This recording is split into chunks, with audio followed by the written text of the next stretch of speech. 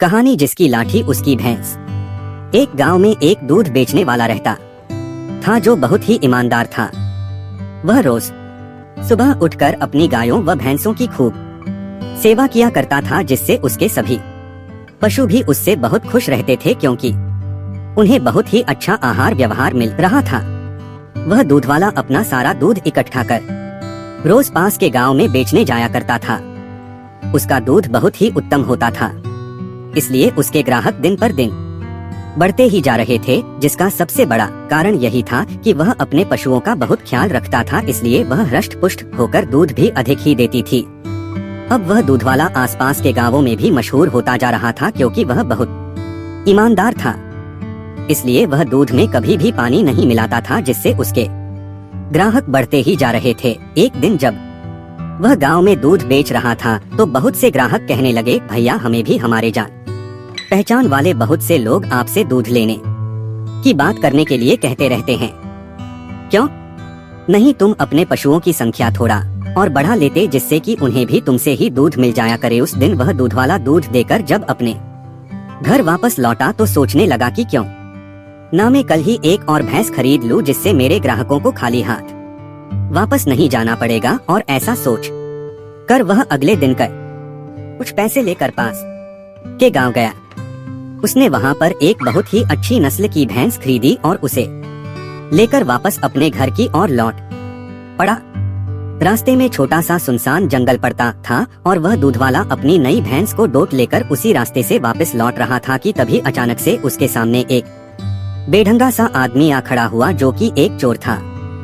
वह चोर उससे कहने लगा, ओ दूध वाले मेरी बात को ध्यान से सुन, मुझे अपनी यह भैंस दे दो, नहीं तो मैं अपने इस डंडे से अभी तुम्हारा सिर फोड़ दूंगा और भैंस ले जाऊंगा। इससे अच्छा है तुम बिना पिटे ही मुझे अपनी भैंस दे दो और यहाँ से चुपचाप चले जाओ। दूध वाले ने अपने मन में सोचा, इस चोर से अभी झगड़ने से कोई फायदा नहीं है, मुझे अपनी अक्ल से काम लेना होगा। फिर कुछ सोचकर वह उस चोर से बोला, भाई मुझे आपसे पिटने की कोई चाह नहीं है, आप मेरी इस भैंस को अपने साथ ले जा सकते हो, बदले में आप मुझे जो कुछ भी दोगे वो मैं खुशी खुशी ले लूंगा। दूध वाले की यह बात सुनकर चोर अकड़ते हुए बोला, तेरी इतनी हिम्मत की तू मुझसे पैसे मांग रहा है। लेकिन तभी दूध वाला हाथ जोड़कर उससे बोला, अरे नहीं नहीं भाई, मैं कहाँ आपसे पैसे के लिए कह रहा हूँ, आप जो भी देंगे वह मैं खुशी से ले लूंगा। अगर आप चाहें तो मेरी भैंस के बदले अपने ये डंडा ही दे दीजिए। चोर मन ही मन सोचने लगा, क्या अजीब इंसान है, कह रहा है कुछ भी दे दो, मैंने इसकी भैंस तो ले ही ली है, चलो इसको ये डंडा तो दे ही देता हूँ। और फिर चोर बेफिक्री के साथ उससे बोला, चल ठीक है, ये ले डंडा और निकल जा यहाँ से। उसके हाथ से डंडा लेते दूध वाला थोड़ा मुस्कुराकर बोला, जी हुजूर जैसा आप कहें। चोर से यह कहकर दूध वाला चोर का डंडा लेकर वहाँ से चल पड़ता है और चोर भी उसकी भैंस को खींचकर ले जाने लगता है। लेकिन यह सब उस दूध वाले की एक तरकीब थी उस चोर से निपटने की, क्योंकि कुछ ही पलों में वह दूध वाला तेजी से उस चोर के आगे आकर उसका रास्ता रोक लेता है।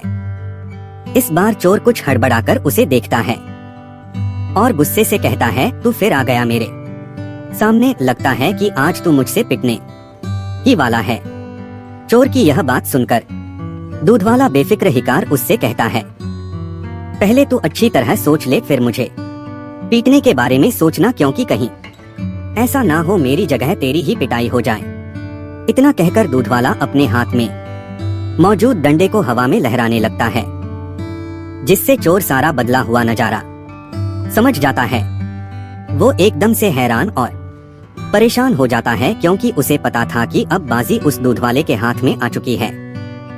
दूध वाला उससे बड़े जोश से कहता है, अब तू मेरी भैंस को छोड़कर अभी के अभी यहाँ से भाग जा, नहीं तो मैं तेरी वो पिटाई करूंगा कि तू चलने फिरने लायक भी नहीं बचेगा। वो डंडे को ऊंचा उठा लेता है जैसे कि अभी उस चोर की पिटाई करने ही वाला हो। उसके ऐसा करते ही अगले ही पल चोर वहाँ से भाग जाता है, जिसे देखकर दूधिया खुश ही जाता है और अपनी भैंस को लेकर लाठी को लहराता हुआ अपने घर की ओर चल पड़ता है।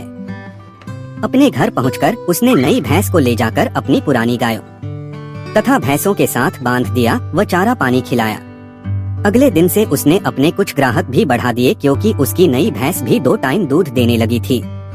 इस प्रकार इस कहानी में बताया गया है कि किस तरह उस दूध वाले ने अपनी भैंस को अपनी समझ व लाठी के दम पर एक चोर से छुड़ा लिया और अपने गांव ले आया।